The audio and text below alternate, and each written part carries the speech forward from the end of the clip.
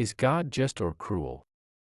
It is a complex inquiry that requires us to delve into the depths of theology, philosophy, and personal belief. The question of God's justice arises from the existence of suffering, injustice, and the seemingly unequal distribution of blessings in our world. How can we reconcile these experiences with the concept of an all-powerful and loving God? To explore this further, we must first understand the nature of justice and cruelty. Justice, in its essence, is the fair and impartial treatment of all beings. It encompasses the idea that actions have consequences and that individuals should be held accountable for their deeds. Cruelty, on the other hand, involves inflicting unnecessary pain, suffering, or harm upon others. When we apply these concepts to God, we encounter a paradox. On one hand, we witness acts of divine justice, where wrongdoing is met with consequences. We find comfort in the belief that good deeds are rewarded and evil deeds are punished. Yet, we also observe the existence of suffering, both on a personal and global scale, which raises questions about God's compassion and love.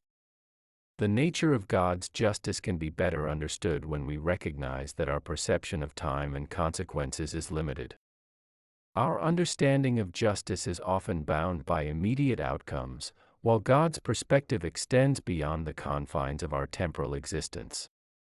What may seem unjust or cruel to us in the present moment might unfold differently within the broader context of eternity. Furthermore, when we contemplate God's compassion and love, we discover a depth beyond our comprehension. God's mercy extends to all beings, even in the face of their imperfections and transgressions. The intricate balance between justice and mercy reveals a profound aspect of God's character, an attribute that invites us to explore the mysteries of divine grace. It is through our human experiences, both joyful and painful, that we have the opportunity to cultivate virtues such as empathy, resilience, and compassion. Our struggles and challenges serve as catalysts for growth, teaching us valuable lessons and shaping our character.